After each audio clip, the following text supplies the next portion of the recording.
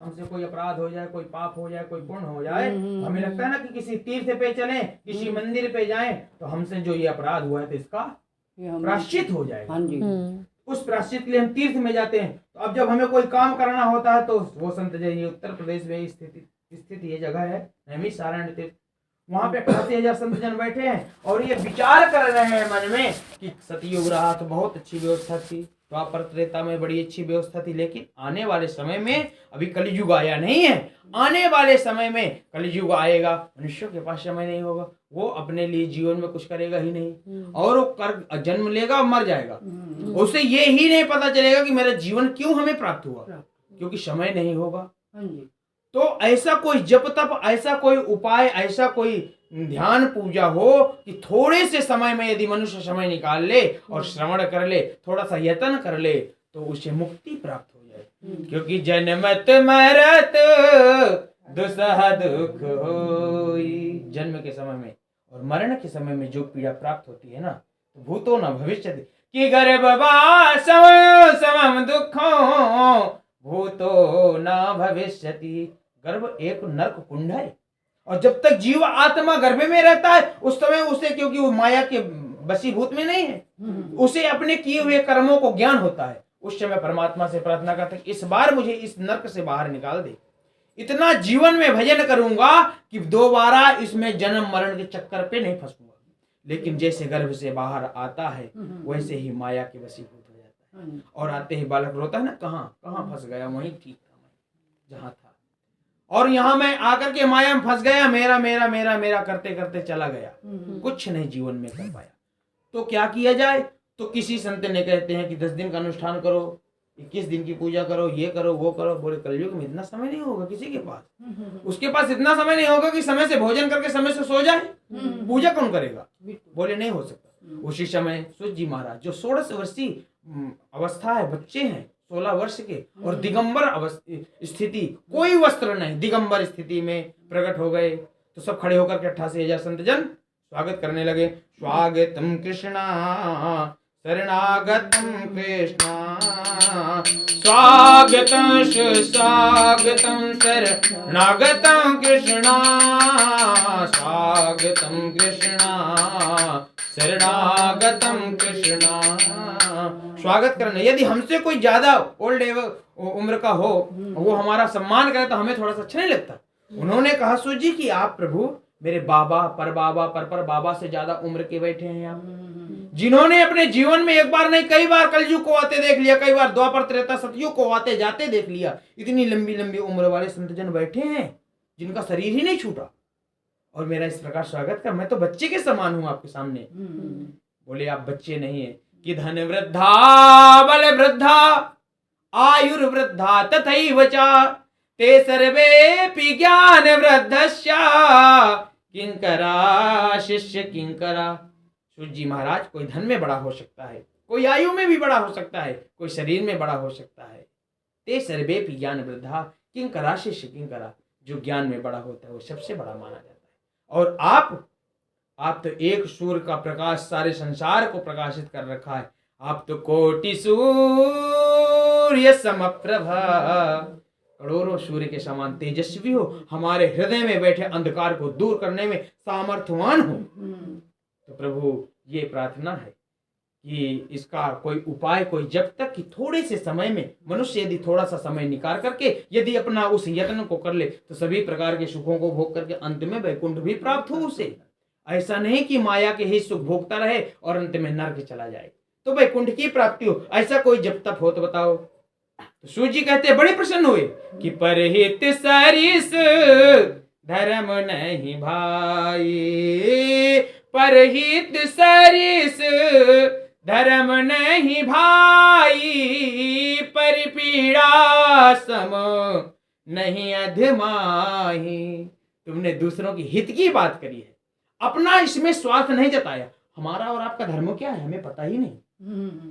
क्या हमारा धर्म है अपना पोषण करना, अपना परिवार मकान दुकान फैक्ट्री चलाना? नहीं, हमारा धर्म सिर्फ और सिर्फ ये भी नहीं कि आप सुबह 2 बजे से नहा करके परिक्रमा लगाते घूमते रहो, मंदिर में जाते घूमते रहो, ये भी तुम्हारा धर्म नहीं है। तो क्या है हमारा धर्म? परहित सरिस धर्म नहीं भाई, कि ऐसी वाणी बोलिए मन का आपा खोए, औरों को शीतल करे आपहु शीतल हो। हम कुछ कर नहीं सकते, हम किसी का कुछ बना नहीं सकते, तो कम से कम अपनी वाणी को तो संयम में रख सकते हैं। किसी का अपमान, जब हम किसी का सम्मान नहीं कर सकते तो अपमान करने का सामर्थ्य किसने दिया तुम्हें? तुम्हारे पास सामर्थ्य नहीं है किसी का अपमान करना, कम से कम अपनी वाणी का संयम रखो, है ना। तो आपने दूसरों की हित की बात करी है। सोनकों जी, मैं प्रार्थना करता हूँ, मुझे तो कुछ पता नहीं, लेकिन जो मैं अपने गुरुजनों से जाना हूँ, जो मैं पढ़ा हूँ, जो मैं सुना हूँ, वो मैं कहता हूँ। एक समय नैमी सारण तीर्थ में सौनकादि कहा प्रश्ना सुना, तद सूताख्या ही कथा सारो मम कर्ण रसायनम। सूत जी ने कथा का सार बता दिया कि एक समय मैं गुरु जी से अपने सुना हूं कि नारद जी अनेक लोकों में घूमते घूमते कि पुष्करम चा प्रयागम चा काशी गोदावरी तथा मृत्युलोक में आए थे। कहे के लिए नारद जी? सत्संग प्राप्त करने के लिए कि मृत्युलोक में संतों के दर्शन होंगे तो हमें सत्संग मिलेगा, तो सत्संग करूंगा। तो सत्संग करने के लिए आए तो सत्संग तो मिला नहीं, व्यथा मिल गई। तीर्थों में गए, तीर्थों की स्थिति इतनी गंभीर, आप सब देख ही रहे हो, तीर्थों में भी शांति प्राप्त नहीं हुई कि कर्म प्रधान विश्वर चिराखा। हा कर्म प्रधान विश्वर चिराखा, जो जस करहि सो तस फल चाखा। अपने अपने कर्मों से, किए हुए कर्म के कर्तव्य से जीव आत्मा अनेक प्रकार की योनियों में भटक रही है। और संत हृदय नवनीत समान, संतों से देखा नहीं गया। क्यों? जो आत्मा आपके अंदर है ना, वही आत्मा चींटी के अंदर भी है। पंच भौतिक शरीर से आपका शरीर बना, उसी पंच तत्वों से उसका भी शरीर बना है, लेकिन किसी का शरीर भारी हो जाता है, किसी का शरीर छोटा रहता है वही जीवात्मा, वही तत्व। तो संत नारद जी देखे कि ये तो सब ईश्वर के अंश हैं। ईश्वर अंश जीव अभिनाशी, हा ईश्वर अंश जीव अभिनाशी, चेतन अमल सहज सुख राशि। सब ईश्वर के अंश है, पेड़ पौधे जानवर इस इंसान और सब इस तरीके से परेशान है, अपने कर्म के अनुसार अनेक प्रकार की योनियों में भटक रहे हैं।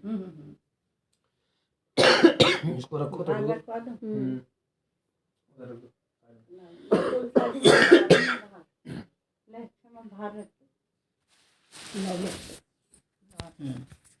प्रकार के दुखों से पीड़ित है। मुझसे देखा नहीं गया। तो नारद जी भगे कहाँ? क्षीर सागर पहुंचे, जहाँ लक्ष्मी माँ जिनके चरण दबा रही हैं, काल के शैया पे विश्राम कर रहे हैं, श्री शेषनाग की शैया पे विश्राम कर रहे हैं। कौन? कि सशंख चक्र सकिरीट कुंडलम सपेत वस्त्रम सरसेर क्षणम सहार वक्षस्थल कौस्तुभ स्त्रियम नमामि विष्णु। भगवान लक्ष्मी नारायण का दर्शन किया, चतुर्भुज रूप धारण, वरमाला पहने हुए, एक हाथ में पुष्प, एक में शंख गदा पद्म चक्र। पानी मंगवाऊं गरम? धुआं लग गया। हाँ, ये प्रदूषण बहुत चल रहा है। सब पानी दे दे नहीं किया और कहा कि मैं मृत्युलोक से आया हूँ प्रभु, मृत्युलोक की ये स्थिति है, कोई उपाय बताओ कि मृत्युलोक की स्थिति बदल जाए। नारद जी का प्रश्न सुन करके भगवान इस नारद बहुत प्रसन्न हुए और कहते, हे योगीराज, तुमने दूसरों की हित की बात पूछी है, मैं तुमसे बहुत प्रसन्न हूँ। कि कछु प्रसन्नो कछु पापम कछु पुण्यो कछु भयापयः, ज्ञानाहि नारद भक्त तस्मा नारद प्रसीदति। नारद, तुमने दूसरों की हित की बात कही है, तुम्हें मैं वो जब तब कहता हूं, यदि मनुष्य थोड़े से समय को निकाल करके इस जप को, इस तप को, इस साधना को करेगा, अनेक प्रकार के स्थानों में विजय देने वाला मैं महाशक्ति व्रत तुम्हें बताने जा रहा हूं। उस व्रत का नाम है श्री सत्यनारायण व्रत कथा। यदि मनुष्य अब सभी प्रकार के दुखों से मुक्ति चाहता है मृतलोक में है और उसे मुक्ति चाहिए, तो वही यदि मनुष्य अपने कर्म के अनुसार जो दुखी थे ना, तो सभी प्रकार के दुखों से मुक्त होकर के अंत में मेरे धाम को आएगा, मेरी प्राप्ति होगी। तो भगवान नारद जी सुन करके बहुत प्रसन्न हुए और बोले किसको करना चाहिए, कैसे करना चाहिए, कहाँ करना चाहिए, किस समय करना चाहिए, इसका सारा विधान मुझसे कहो ताकि मैं मृत्युलोक में इसका प्रचार कर सकूं। सारा विधान जानने के लिए भगवान से प्रार्थना की। भगवान सत्यनारायण बहुत प्रसन्न हुए। श्री सत्यनारायण भगवान सारा विधान कहते हैं। जो मनुष्य धरती पे अत्यंत दुखी है, सभी प्रकार के सुखों को भोगेगा और अंत में मोक्ष को पाएगा। और वो करेगा कैसे? जो धन धान आदि को देने वाला, सौभाग्य तथा संतान को देने वाला, ये परम दुर्लभ सभी स्थानों में विजयी कराने वाला भक्त यदि भक्ति श्रद्धा के साथ किसी भी दिन मनुष्य, किसी भी दिन, किसी भी समय, किसी भी मुहूर्त में, न कोई दिन बताया, न कोई समय बताया, न कोई मुहूर्त बताया, किसी भी दिन, किसी भी समय, किसी भी मुहूर्त में ब्राह्मण को बुला करके, बंधु बांधुओं को बुला करके, धर्म परायण हो करके भक्ति भाव से केले, नैवेद्य, फल, घी, दूध सहित गेहूं का आटा सवाया मिला करके, उसमें साठी का चूर्ण मिला करके, भोग युक्त पदार्थ मिला करके अर्पण करे और अर्पण करके ब्राह्मण के सहित वेद मंत्रों का उच्चारण करवावे। इसके पश्चात भगवान का भोग लगा करके कथा श्रवण करे। जो मनुष्य इस परम दुर्लभ इस भक्ति युक्त भावना से इस व्रत को करेगा, तो सभी प्रकार के सुख को भोग करके, इस काल में सभी प्रकार के सुखों को भोग करके मोक्ष को देने वाला सरल उपाय यदि कोई है तो वो है श्री सत्यनारायण व्रत कथा। श्री सत्यनारायण व्रत कथा प्रथम अध्याय संपूर्ण। स्थली छोड़ दी। श्रीमन नारायण नारायण नारायण।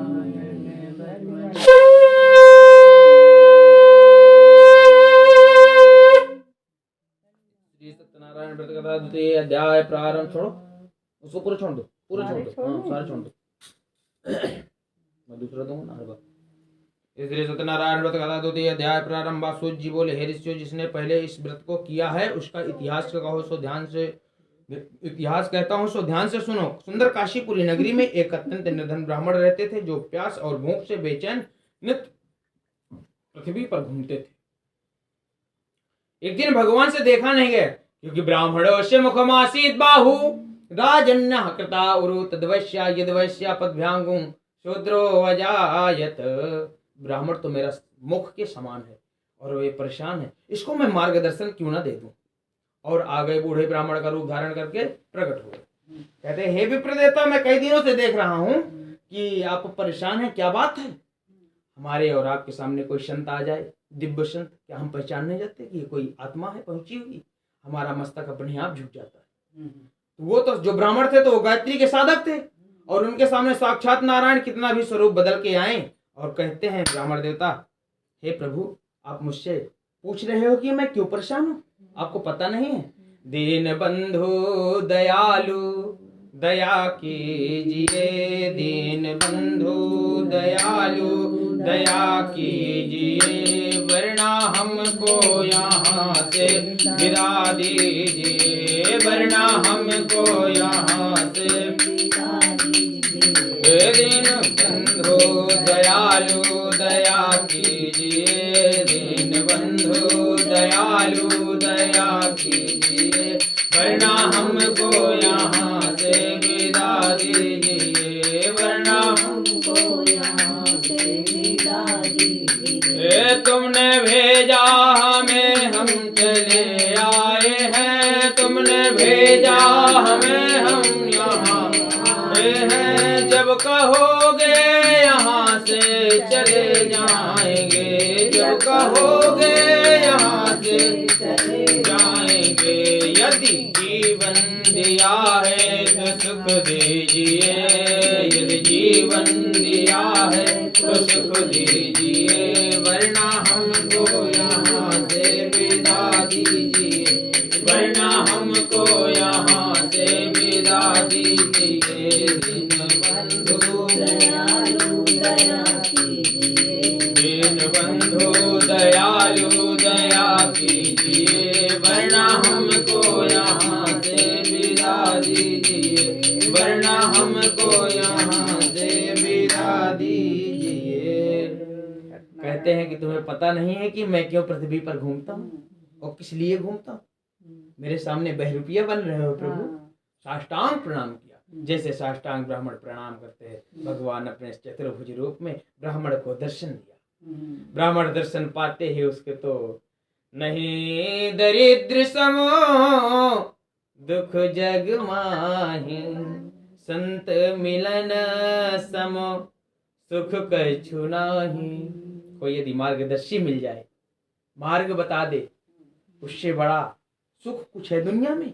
साक्षात नारायण का दर्शन करते ही सारा भय आपहा, सारा भय पाप से मुक्त हो गए और सारा विधान सत्यनारायण का बताते हैं भगवान और कहते हैं ब्राह्मण देवता यदि इसे तुम करोगे तुम्हारा जीवन बदल जाएगा।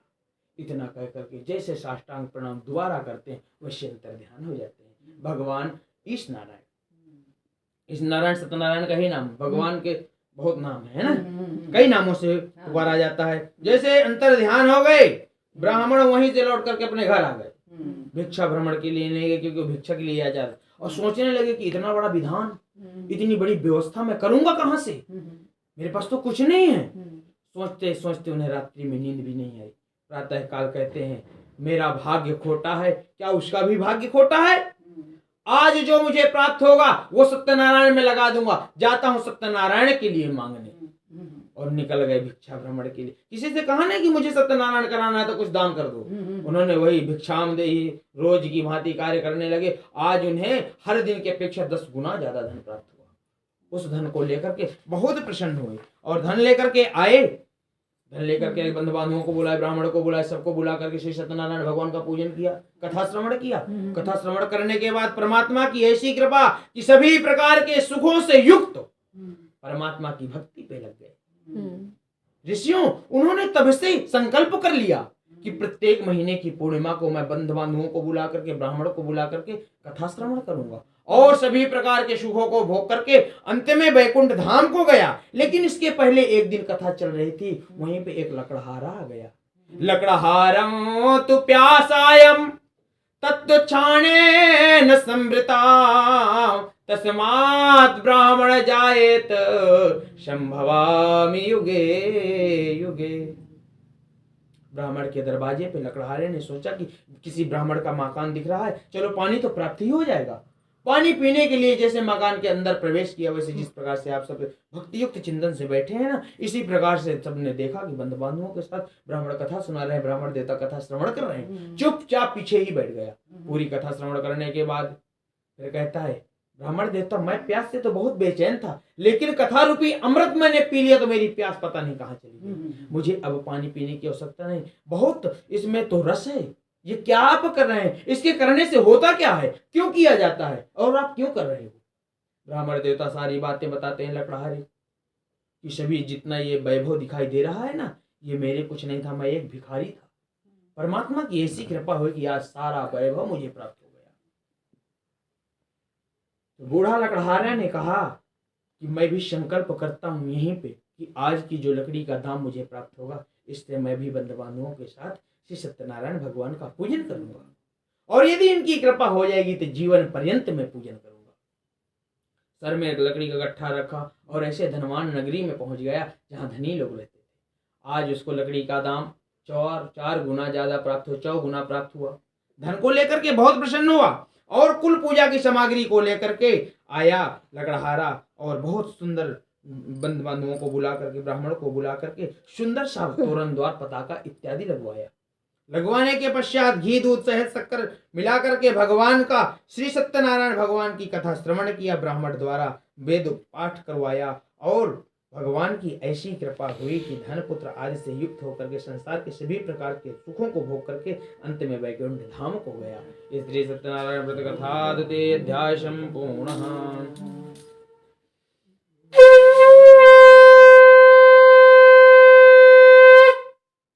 नारायण नारायण नारायण नारायण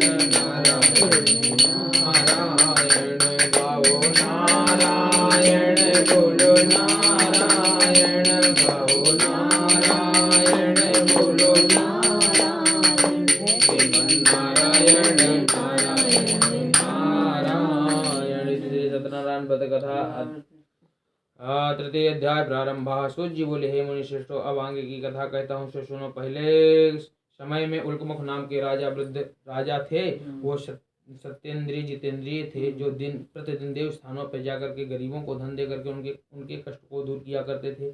उनकी कमल के समान मुखों वाली पत्नी सती और साध्वी थी। पुत्र प्राप्ति के लिए भद्रशील नदी के तट पे दोनों श्री सत्यनारायण भगवान का पूजन कर रहे थे, व्रत किया करते थे। एक दिन एक व्यापारी वैश्य, उसके पास व्यापार के लिए बहुत सा धन था, लेकिन वो देखता है कि नित्य पूर्णिमा को राजा यहाँ बंधु बांधुओं के साथ पूजन कर रहे हैं।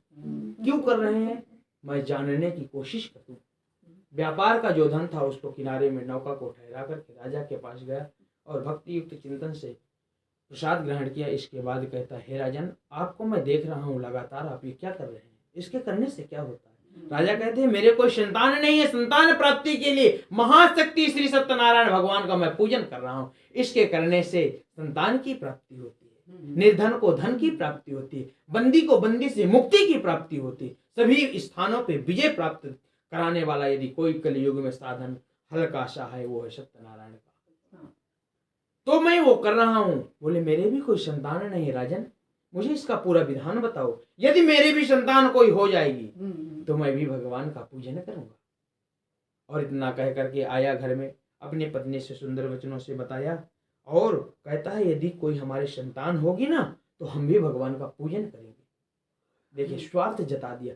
स्वार्थ नहीं जताना चाहिए कि मेरा ये काम सिद्ध होगा तो मैं ये करूंगा। करो ना।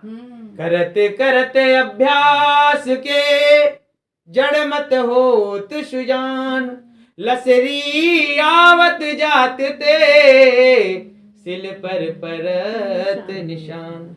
जीवन में परमात्मा की भक्ति के साथ स्वार्थ नहीं रखना चाहिए कि हे प्रभु मुझे ये दे दो तो मैं तुम्हारा ये करूं। तुम क्या करोगे, तुम तो खुद भिखारी हो। भिखारी यदि मालिक के पास जाकर के भीख मांगे, भीख की याचना करे और उस मालिक को कहे कि महाराज तुम मुझे भीख दे दो, मैं तुमको तुम्हारा ये काम करवा दूंगा, तुम हंसोगे ना।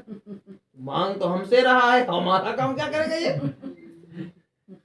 एक भिखारी मंदिर के अंदर भीख मांगता है, जाकर के उससे झोली फैलाता है। एक भिखारी मंदिर के बाहर आपसे मांगता है तो दोनों भिखारी ना, हम अंदर मांगते हैं, बाहर मांगते हैं, ऐसे होता है। तो उसको तुम स्वार्थ क्या जताओगे। तुम्हारी न सत्यनारायण कथा की उसे जरूरत है, न तुम्हारे फूल माला की जरूरत है, न तुम्हारे 56 भोग की जरूरत है। भाव का भूखा हूं मैं और भाव ही एक सार है, भाव से मुझको भजे तो भव से बेड़ा पार है। भाव बिन सर्वस्तु दे तो मैं कभी लेता नहीं, भाव से एक फूल दे तो वो भी मुझे स्वीकार है। भाव का भूखा हूं मैं और भाव ही एक सार है। हमारा और आपका मार्केट जाते कितने भाव करते, तो क्या उसका कोई भाव नहीं है। मुझे तुम्हारा स्वार्थ नहीं चाहिए। मेरे सामने तुम बन के मत आओ, क्योंकि मैंने तुम्हें बनाया है। तुम मुझे बन के मत दिखो। दिखना है ना तो निष्कपट होकर के आओ ना मेरे सामने। कपट रख क्यों के आ रहे हो, क्योंकि तुम्हें मैं बनाया हूं। मुझे सब पता है ना तुम्हारे अंदर क्या है और तुम्हें किस चीज की जरूरत है, वो भी मुझे पता है।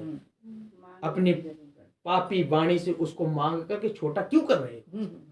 मांगना है तो उससे उसी को मांगो ना। यदि देना है तो तू ही दे दे, तू ही आ जा मेरे पास, मुझे कुछ नहीं। यदि आप आ गए, मालिक को तुमने प्रसन्न कर लिया, तो नौकर बनने की जरूरत नहीं, वो तुम्हें राजा बना देगा, मालिक बना देगा। तो देखो यहाँ पर जैसे उन्होंने अपना भाव स्वार्थ से प्रकट किया, तो भगवान ने कहा कि वैश्य है कोई बात नहीं, इसे गुण भी तो मैंने दिया। सर्पों को मारने लगे भगवान जिस काली देह में, तो कहते तुम हमारे अंदर विष तो तुम ही डाले हो, मारो चाहे छोड़ो, भाव तो मैंने दिए, कोई बात नहीं। इसने स्वार्थ व्यक्त किया, चलो इसको संतान मैं दे देता हूँ, और संतान की प्राप्ति हो गई। भगवान की कृपा से उसकी पत्नी गर्भवती हो गई। 10वें महीने सुंदर कन्या का जन्म हुआ, और कन्या इस प्रकार बढ़ने लगी जैसे शुक्ल पक्ष का चंद्रमा बढ़ता है, दिनों दिन बढ़ने लगी। पत्नी मीठे शब्दों से कहती है, पतिदेव आपने संकल्प किया था, भगवान की कृपा से यदि हमारे कोई संतान होगे तो हम पूजा करेंगे, सत्यनारायण की कथा श्रवण करेंगे। हमारे परमात्मा की कृपा से हो गई है, अब हमें करना चाहिए। मीठे शब्दों से समझा करके कहता है कि मैं इसके विवाह में करूंगा। भगवान ने कहा कोई बात नहीं, देखता हूं। और व्यापार के लिए चला गया। काफी समय में व्यापार के बाद से लौट करके आया, देखता कि मेरी पुत्री तो विवाह के योग हो गई। मणिक पुत्र को तुरंत आदेश किया कि जाओ मेरी पुत्री की योग सुयोग हो, लड़का देखकर आओ। कंचनपुरी नगरी में दूत जाता है, सुंदर सा मणिक पुत्र देखकर आता है और विवाह संपन्न की ओर है। लेकिन वहां पे भी जाको दुख दारुण प्रभु देहि, हा जाको दुख दारुण प्रभु देहि, ताकि मति पहले हर लेहि। क्षणे रुष्टा क्षणे तुष्टा, तुष्टा रुष्टा क्षणे क्षणे। मुझे कुछ नहीं चाहिए, लेकिन यदि बन के आओगे तो बना दूंगा, और बिगड़ के आओगे तो बिगाड़ दूंगा। इसलिए संभल के जाओ, जाओ तुम्हें दारुण दुख प्राप्त होगा। श्राप दे दिया। अब क्या हुआ, विवाह संपन्न हुआ। अपने दामाद को लेकर के राजा चंद्रकेत की नगरी में जाकर के व्यापार करने लगे, ससुर दामाद दोनों। और इधर जो घर में धन था चोरों ने चुरा ले गए। और उधर के धन की स्थिति क्या हुई, जो व्यापार का धन था, राजा के राज खजाने से चोरों ने धन चुराया और उस जगह पे रख दिया जिस जगह पे दोनों रुके हुए थे। रात्रि का समय था, अंधेला था। दूतों ने समझ नहीं पाया कि ये चोर है कि साहूकार। और अपना धन देखे, दोनों को देखे, बोले यही दोनों है, यही हमारा धन है, ये चोर है। दोनों को पकड़ के ले गए, राजा के सामने पेश किया। जो इनका धन था वो भी धन ले लिया गया, राज खजाने का धन ले लिया गया और इनको कठोर कारागार में डाल दिया गया। अब इधर परेशान पत्नी पुत्री, उधर ससुर दामाद दोनों कारागार में बंद। काफी समय विलंब हो गया। काफी समय निकलने के बाद एक दिन एक ब्राह्मण के घर में पुत्री गई। वहां श्री सत्यनारायण भगवान का पूजन हो रहा था। कथा श्रवण किया। कथा श्रवण करते करते पंडित जी ने कहा कि जो कथा में बैठे उसे बीच से उठ के नहीं जाना चाहिए। जैसे सुना वैसे वो बैठ गई। होगा जो देखा जाएगा, रात्रि तो हो ही रही है। और काफी विलंब होने के बाद जैसे घर गई तो माँ कहती है, पुत्री तुम्हारे मन में क्या है, इतना विलंब घर आई हो, क्या बात है। सारा वृत्तांत बताती है। तुरंत माँ कहती है, लगता है हमारी जो स्थिति डाउन हुई तो सत्यनारायण की कृपा है क्या। तुरंत ब्राह्मण के पास गए। ब्राह्मण देवता से अपना सारा हाल बताती है। कहती है, विप्र देवता मेरे पास कुछ भी नहीं है, सुबह खा लूं तो शाम का भोजन नहीं है, सत्यनारायण की बात ऐसी ऐसी है, आप कथा सुनाएंगे। ब्राह्मण देवता ने कहा कि तुम्हारे पास गंगा जल है, तुलसा है। बोले हाँ है। बोले मैं गंगा जल और तुलसा से तुम्हें कथा सुनाऊंगा। गंगा जल लिया और तुलसा लिया कि पत्रं पुष्पं फलं तोयं योम भक्त्या प्रयच्छति। भक्त मुझे भक्ति से युक्ति से चिंतन करे मेरा, मैं उसका दास बन जाता हूं।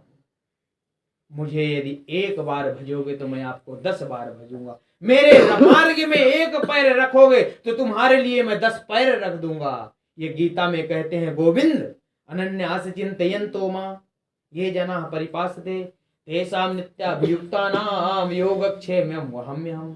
जो मुझे अनन्य भाव से भजता है उसका भार मैं पुली बन के उठा लेता हूँ। कोई मुझे भज के तो देखे। भगवान उतने में ही प्रसन्न हो गए और राजा चंद्रकेतु को सपने में दर्शन दिया। कहते हैं कि जो मणिक पुत्रों को तुमने कारागार में बंद कर रखा है ये निरपराध हैं, इन्हें छोड़ दो, नहीं तुम्हें प्रातः काल नष्ट कर दूंगा। और स्वप्न में जो देखा, सभा में उपस्थित किया दोनों मणिक पुत्रों को। जितना उनका धन था उससे 4 गुना धन दे करके उनसे के चरणों में राजा अपना मस्तक झुका करके माफी मांगा, मुझसे भूल हो गई। और 4 गुना धन दे करके वहां से विदा कर दिया। वैश्य ने मंगलाचरण करके यात्रा प्रारंभ कर दिया। श्री सत्यनारायण व्रत कथा 3य अध्याय संपूर्ण। बोले सत्यनारायण भगवान की जय। ओम कर भैया। ओम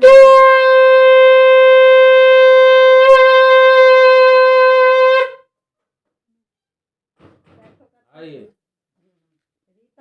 हाँ श्री सत्यनारायण व्रत कथा आप स्वाहा इदं नमः प्रारंभः। चलो दो छोटी प्लेट कटोरी प्लेट जैसे ऐसा करके है ना। थोड़ी निकट जैसे पहुंचे तैसे भगवान ने कहा, दिया तो मैंने इसको बहुत, पर इसके पास कुछ समझदारी आई कि नहीं आई, थोड़ा टेस्ट भी ले लेना चाहिए। भगवान विष्णु की भक्ति करना साधारण नहीं है। जो उसके भक्त होते हैं ना, वो पहले इतना टाइट कर देते हैं कि भक्त टूट जाए। यदि उस टूट करके भी जुड़ा रह गया तो फिर इतना ढीला कर देते हैं कि 10 पीढ़ी भी खाए तो भी कम ही पड़े। तो उन्होंने दिया और जाकर के देखूं कि इसकी वाणी में कुछ नम्रता आई कि नहीं आई? क्योंकि दुख पाने के बाद नम्रता आती है, लेकिन दुख पाने के बाद अचानक पूरा सुख प्राप्त हो जाए ना, अस नहीं को जन्मा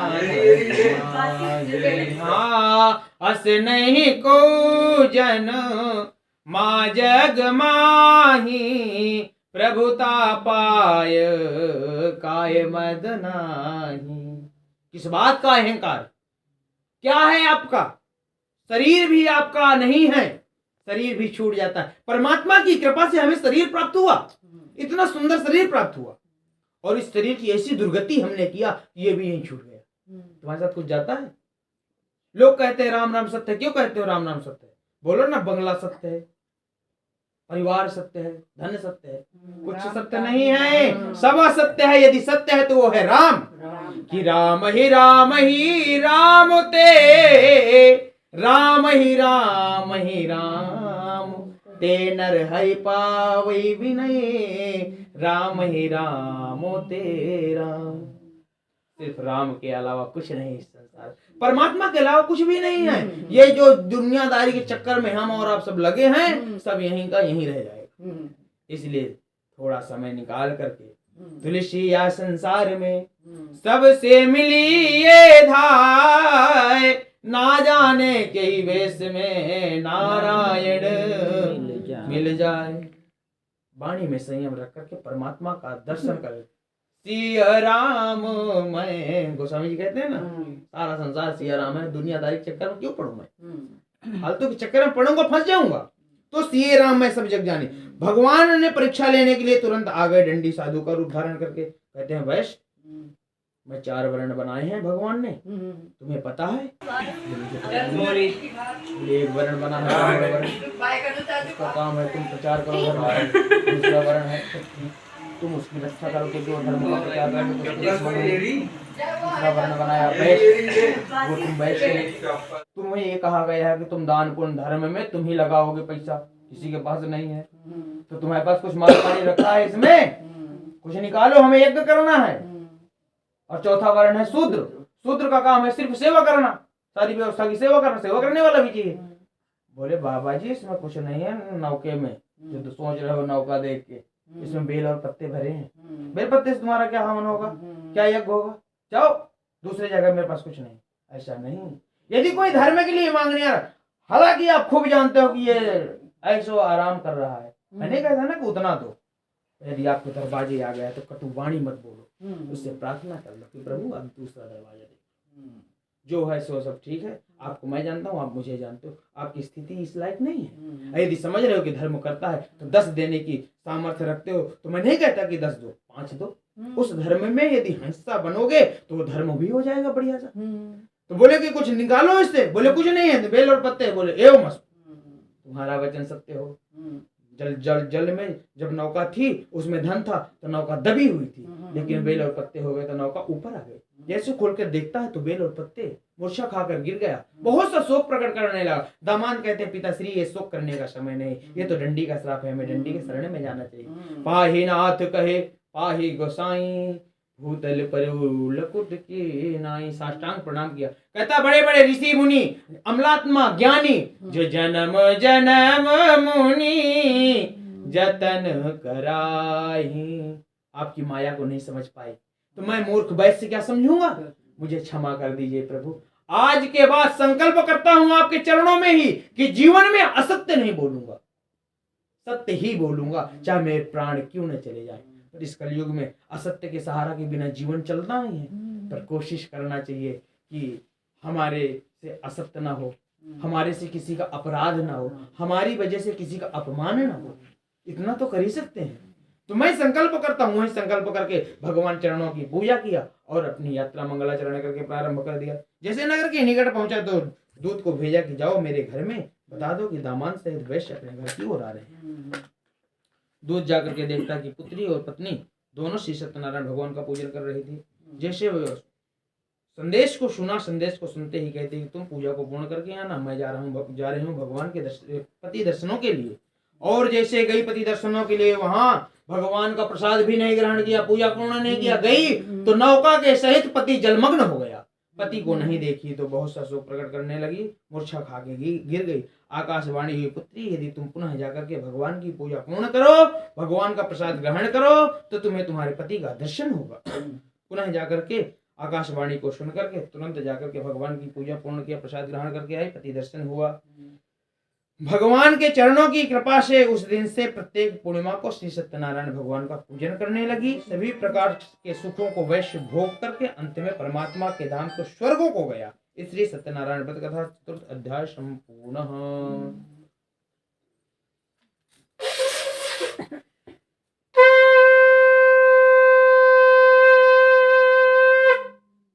नारायण नारायण नारायण श्रीमन्नारायण गाओ नारायण बोलो नारायण गाओ नारायण बोलो नारायण श्रीमन्नारायण नारायण। ऋषियों, एक कथा तो मैं और कहूंगा, उसे ध्यान से सुनियो। प्रजापाल में तुंगध्वज नाम के राजा अपने पुत्र को आरे से चीर करके परमात्मा की भक्ति प्राप्त किया। प्रजापालन में स्वयंभू राजा थे जिन्होंने भगवान का प्रसाद त्याग करके बहुत सा दुख प्राप्त हुआ। तुंगध्वज राजा थे, वो गए वन में वन पशुओं को मार करके वड़ पेड़ के नीचे रख दिया। ग्वाल बालों को भक्ति युक्त चिंतन से परमात्मा की पूजा करते देखा। अभिमानवश वहां जाकर के मस्तक भी नहीं झुकाया और ग्वाल बालों ने राजा को देख करके प्रसाद लेकर आया, प्रसाद ग्रहण नहीं किया, अपने नगर की ओर चलाया। जैसे नगर की ओर आया, परमात्मा की ऐसी कृपा कि पूरा नगर नष्ट हो गया था।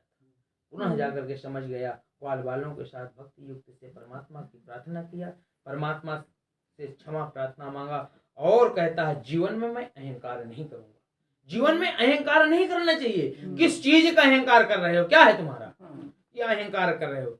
और माफी मांग करके अहंकार को वहीं छोड़ करके आया। दीर्घ काल तक सुख को भोग करके अंत पे मोक्ष हो गया। जो मनुष्य इस परम दुर्लभ व्रत को करेगा, भगवान की कृपा से उसे धन धान्य की प्राप्ति होगी, निर्धन धनी हो जाएगा, बंदी बंदी से मुक्त हो जाएगा, निर्भय हो जाएगा, निसंतान संतान की प्राप्ति होगी तथा सभी प्रकार के मनोरथों को की पूर्ति होगी। अंत में वैकुंठ धाम हो जाएगा। जिन्होंने पहले इस व्रत को किया उसके अगले जन्म की कथा करता हूँ। एक जन्म में तो कल्याण है ही है, लेकिन अगले जन्म का भी कल्याण ये करता है। कल का किया हुआ हमें आज प्राप्त हो रहा है, आज का किया हुआ हमें कल प्राप्त होगा, ये परम सत्य है। उसके अगले जन्म की कथा कहता हूँ, सो ध्यान से सुनो। व्रत सतानंद ब्राह्मण ने सुदामा का जन्म लेकर के मोक्ष को प्राप्त हुआ। उल्कमुख का उल्कमुख नाम का राजा दशरथ वैकुंठ को प्राप्त हुआ और साधु नाम का वैश्य मूर्धध्वज बनकर के अपने पुत्र को आरे से चीर करके मोक्ष की प्राप्ति किया। महाराज तुंगध्वज स्वयंभू हुए जिन्होंने बहुत से लोगों को भक्ति में लगा करके स्वयं मोक्ष की प्राप्ति किया। लकड़हारा भील अगले जन्म में गुह निषाद बन करके राजा रामचंद्र के चरणों की सेवा करके मोक्ष की प्राप्ति किया। सत्यनारायण व्रत कथा संपूर्ण। अब छोड़ दीजिए सब लोग। श्रीमन्नारायण नारायण नारायण।